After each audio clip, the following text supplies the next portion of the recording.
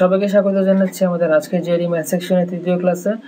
আমরা আজকে মূলত যেটা দেখব সেটা হচ্ছে জেরি প্রস্তুতি নেওয়ার জন্য একজন পরীক্ষার্থীর কি কি ধরনের বই ফলো করা উচিত, আর এছাড়া একজন পরীক্ষার্থী অনলাইনে বিভিন্ন ওয়েবসাইট কিংবা ফোরাম থেকে কি কি ধরনের সাহায্য পেতে পারেন তা নিয়ে আজকে আমরা আলোচনা করব। আর ক্লাসের শেষ পর্যায়ে একটি সাধারণ স্টাডি প্ল্যান দেওয়া আছে। আশা করছি যারা জেরি পরীক্ষার জন্য প্রস্তুতি নেওয়া শুরু করবেন তাদের জন্য প্ল্যানটি খুব সহায়ক হবে। চলুন তাহলে শুরুতে দেখে নেওয়া যাক আমরা কি ধরনের বই ফলো করতে পারি। প্রথমে যে বইটির কথা বলা হয়েছে সেটা হচ্ছে ইটিএস এর অফিসিয়াল গাইড বই। মূলত এটি ইটিএস থেকে ডিজাইন এবং পাবলিশড একটি বই। সো আপনি এই বইতে যে সকল ইনস্ট্রাকশন পাবেন, যে সকল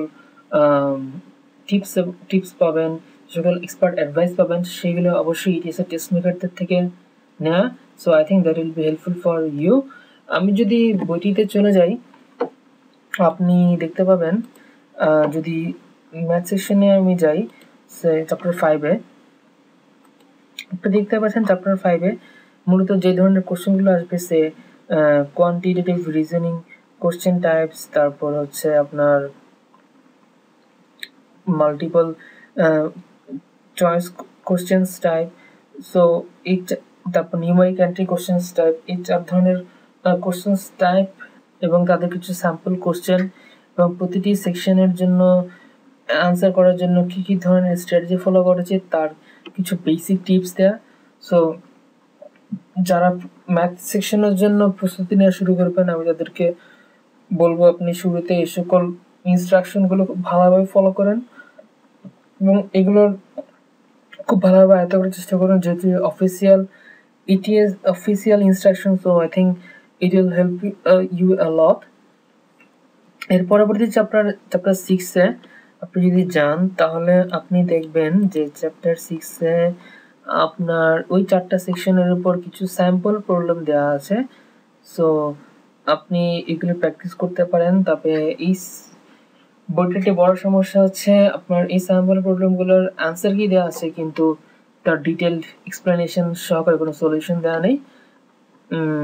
এছাড়া আর যদি আপনি চ্যাপ্টার 7-এ যান তাহলে আপনি দেখবেন যে আপনার যে 4টি বেসিক কন্টেন্ট থেকে যে ম্যাথ কোশ্চেনগুলো হয়, arithmetic, algebra, geometry, data analysis, এই 4টি পার্টের ভালো করার জন্য আপনার যে সকল বেসিক নলেজ থাকা দরকার তা নিয়ে দেখছেন আপনার ইন্ডিভিজুয়াল ডিসকাশন করা হয়েছে। সো আমি বলবো যে যারা বেসিক জিনিসগুলো রিভিউ করবেন তারা চাইলেই চ্যাপ্টার 7টা খুব ভালোভাবে শেষ করতে পারেন। তো এরপরে আপনি প্র্যাকটিস টেস্ট সেট 1 এবং প্র্যাকটিস টেস্ট সেট 2 এটি হচ্ছে আপনি চাইলে এই বই থেকে দিতে পারেন। এরপরে যে বইটির কথা বলা হয়েছে সেটি হচ্ছে ব্যারন্সের 19th এডিশনের নিউ জিআরই বই। সো আমি যদি এই বইটি দেখি তাহলে আপনি দেখবেন যে বেসিকলি এই বইটিতে অসংখ্য স্যাম্পল প্রবলেম দেওয়া। এই বইটির সবচেয়ে বড় সুবিধা হচ্ছে যে এই বইটির স্যাম্পল প্রবলেমগুলোর হচ্ছে আপনার অ্যান্সার কি এবং অ্যান্সার এক্সপ্লেনেশন দেওয়া আছে। সো কারো যদি কোনো ইন্ডিভিজুয়াল কোনো প্রবলেমের সমস্যা হয় কিংবা কোনো স্পেসিফিক প্রবলেমের সমস্যা হয়, সো আপনি খুব সহজে এই সলিউশনের ডিটেল এক্সপ্লেনেশন থেকে আপনি খুব ভালোভাবে সেটা বুঝতে পারবেন। তারপর হচ্ছে প্রতিটি চ্যাপ্টারে আপনি দেখবেন কিছু টিপস দেয়া, কিছু টেস্টিং টেকটিক্স দেয়া। সো আমি আপনাদেরকে সাজেস্ট করবো যে প্রতিটি চ্যাপ্টার যখন আপনি করবেন তখন এই টেকটিক্সগুলো ডিটেলড পড়ে নেওয়া এবং তা আয়ত্ত করার চেষ্টা করবেন এবং সেই অনুযায়ী আপনি হচ্ছে ম্যাথমেটিক্যাল প্রবলেমগুলো সলভ করার চেষ্টা করবেন। That will be helpful for you. আর ব্যালেন্সের বইতে ডাটা ইন্টারপ্রিটেশনের উপর খুব ভালোভাবে রিভিউ করা আছে। সো কারো যদি ডাটা ইন্টারপ্রিটেশন পার্ট নিয়ে সমস্যা হয়, so I think the tips and tricks that are being painted on this book will be helpful for you. আর পরে যে বইটি আছে সেটা হচ্ছে ম্যানহাটনের জেরি সিরিজের বই। মূলত এটি 8টা বুকের একটি সেট এবং প্রতিটি বইতে হচ্ছে আপনার স্পেসিফিক এরিয়ার উপর কভার করা। আমি যদি চ্যাপ্টার বুক নাম্বার 1-এ যাই, আপনি দেখবেন মূলত এটি হচ্ছে আপনার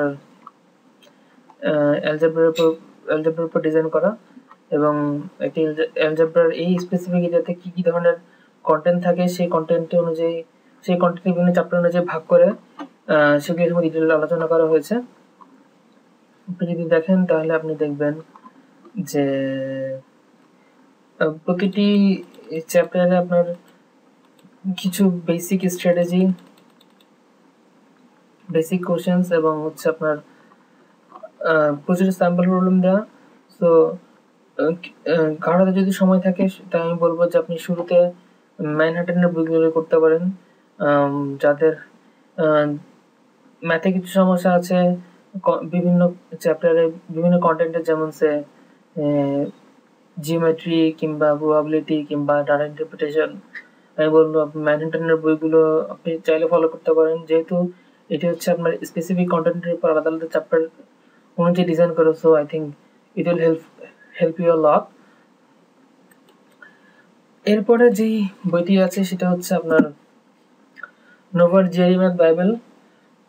বইটি যদিও হচ্ছে আপনার ওল্ড জিআরই ফরম্যাটের উপর ডিজাইন করা ছিল, কিন্তু এরপর আমি বলবো, সাজেস্ট করবো যে আপনি বইটি চেষ্টা করুন সলভ করার।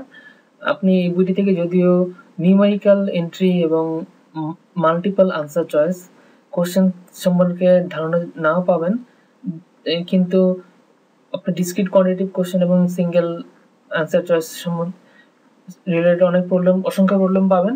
আর এই বইটির সবচেয়ে বড় সুবিধা হচ্ছে, আপনি যদি বইটি দেখেন তাহলে আপনি দেখবেন যে এই বইটিতে বেসিক্যালি ডিফিকাল্টি লেভেল অনুযায়ী সেখানে হার্ড, ভেরি হার্ড, দেন মিডিয়াম, ইজি, এই মূলত 4 ক্যাটাগরিতে প্রতিটি কন্টেন্টের প্রবলেমগুলো সাজানো আছে, এবং প্রতিটি প্রবলেমের ডিটেল সলিউশন দেওয়া আছে। So I think it will help you a lot. আর যেটা সবচেয়ে বড় সুবিধা হচ্ছে, আপনি ডিফিকাল্টি লেভেল অনুযায়ী ম্যাথের ধারণা পাবেন যে এটা হার্ড কিংবা ভেরি হার্ড, এই ডিফিকাল্টি লেভেলের ম্যাথগুলো কেমন হতে পারে। সো সেই অনুযায়ী আপনি নিজেকে প্রস্তুত করতে পারবেন। তো আমি বলবো যে কারো যদি হাতে সময় না থাকে, অ্যাটলিস্ট এই বইয়ের যে হার্ড এবং ভেরি হার্ড এই প্রবলেমগুলো খুব ভালোভাবে সলভ করার। সো এই মূলত আমরা ম্যাথের জন্য আই থিঙ্ক এই 4টা বই আমাদের জন্য এনাফ হবে। এরপরে চলুন দেখি যে আমরা অনলাইনে কি ধরনের হেল্প পেতে পারি। সো এখানে প্রথমে আমি মোট 8টি ওয়েবসাইটের লিঙ্ক দিয়েছি। আমি পার্সোনালি এই টেস্ট ম্যাজিকের এই ফোরামটি ফলো করতাম। আমি যদি ফোরামে যাই তাহলে আপনি দেখবেন যে এই ফোরামে মোট 4টি সাব ফোরাম আছে। একটা হচ্ছে জিআরই ম্যাথ, ভার্বাল, রাইটিং এবং জাস্ট ফিনিশ মাই জিআরই। আপনি যদি ম্যাথ সেকশনে চলে যান তাহলে আপনি দেখবেন যে প্রতিদিন এখানে অসংখ্য প্রবলেম পোস্ট হয়, যে যারা বিভিন্ন সময় বিভিন্ন সমস্যায় পড়েন তারা এই ফোরামে পোস্ট করেন, এবং আপনি দেখবেন যে বিভিন্ন ইউজাররা তার প্রতিটি প্রবলেমের ইন্ডিভিজুয়ালি সলিউশন দেওয়ার চেষ্টা করে, কেউ ডিটেল এক্সপ্লেনেশন দেয়।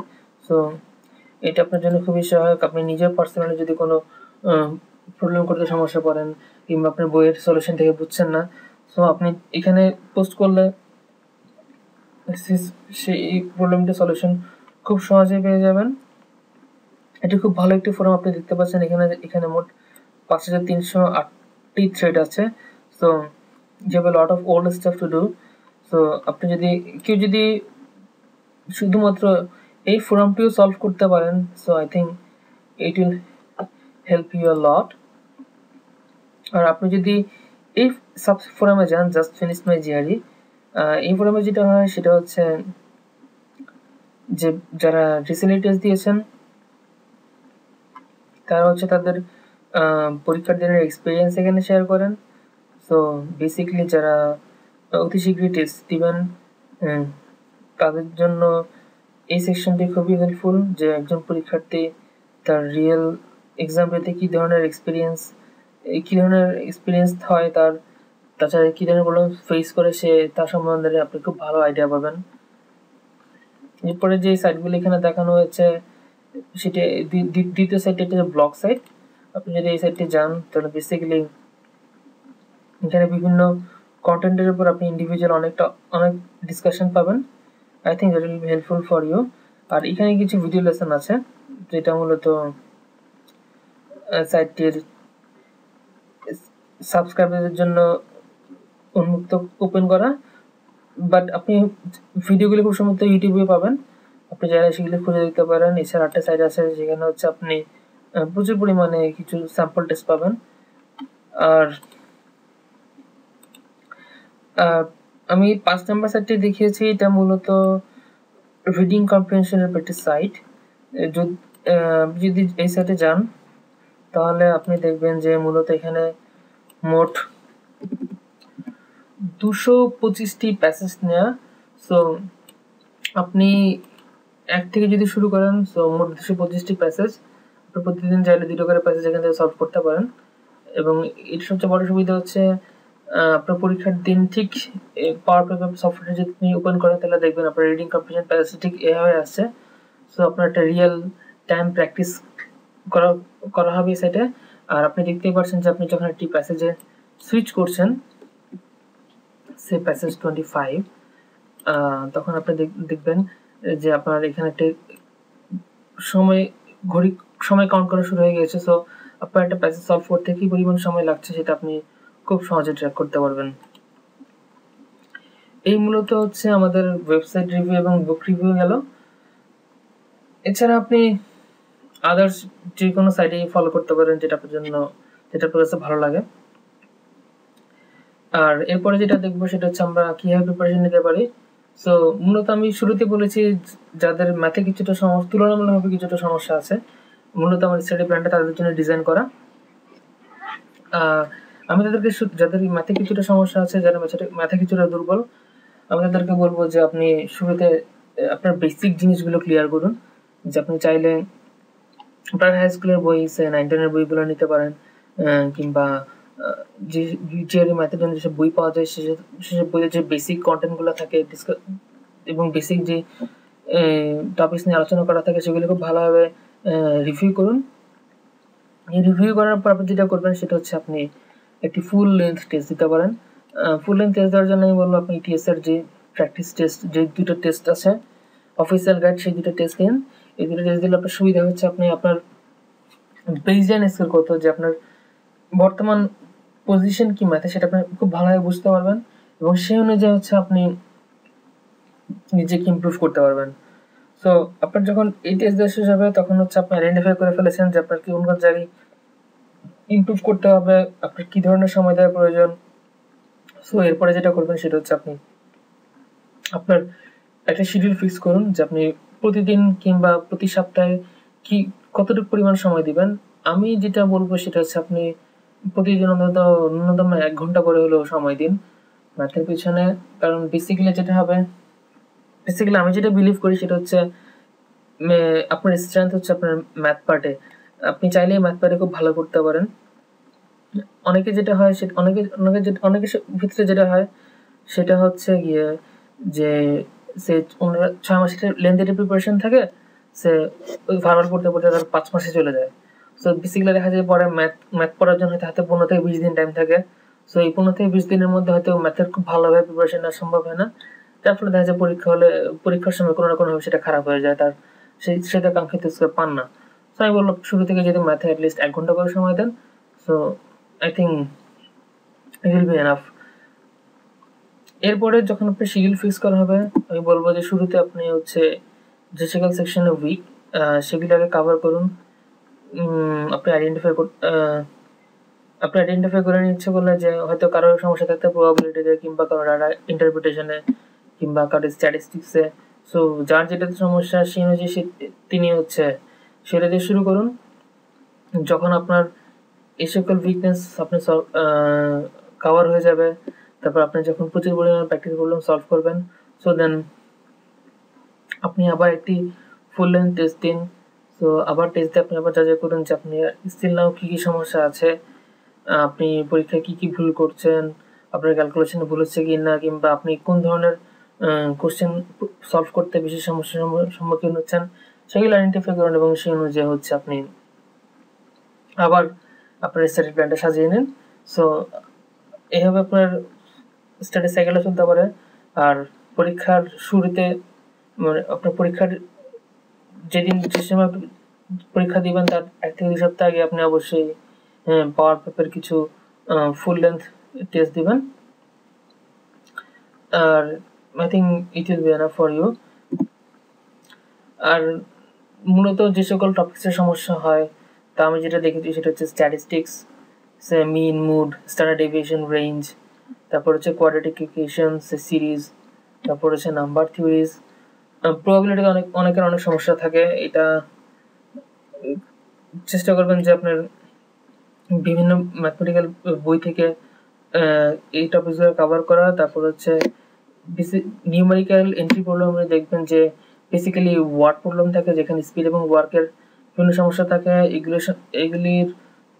এই প্রবলেমগুলোর সমস্যা হচ্ছে এই প্রবলেমগুলো লেন্দি হয়। সো অনেকে হয়তো প্রবলেমটা পড়ে বুঝতে পারেন না। সো আই থিঙ্ক আপনার এই ওয়ার্ড প্রবলেমগুলোর উপর বেশি বেশি বেশি করে কনসেন্ট্রেশন দেওয়া উচিত।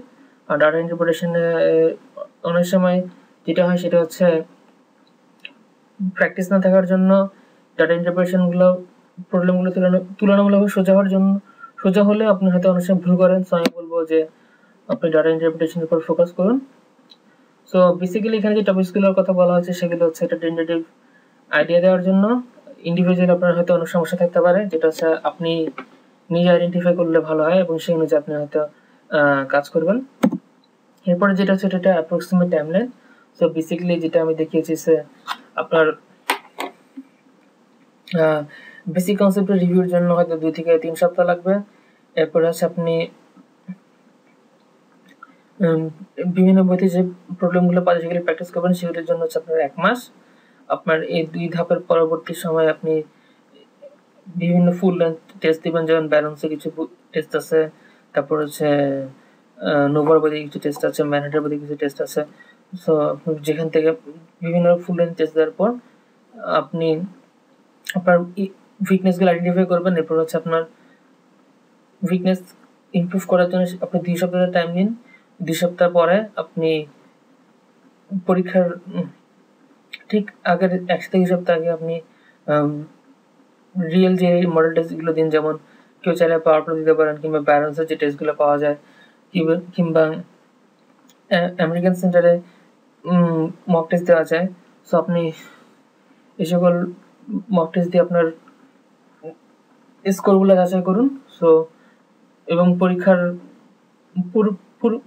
পরীক্ষার আগেই আপনার যেগুলো সমস্যা হচ্ছে আপনি সেগুলো আইডেন্টিফাই করে সেই অনুযায়ী হচ্ছে আপনি ট্রাই করুন যে আপনার ইমপ্রুভ করতে।